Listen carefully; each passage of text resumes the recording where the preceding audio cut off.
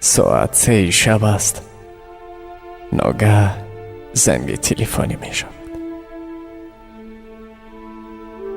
پسر گوشک را می بردارد. در گوشکی تلفن صدای مادر می براید. پسرم، سلامتیت خوب است؟ فرزند باشد.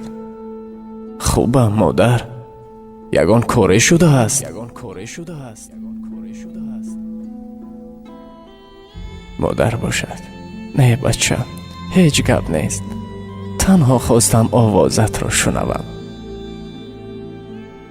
مادر، برای آوازی مرا شنیدن در نصف شب زنگ میزنید؟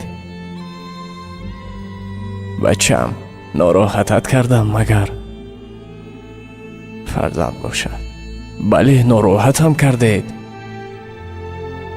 فرزندم، 25 سال قبل تو هم مرا ناراحت کرده بودی. زاد روزت مبارک باد.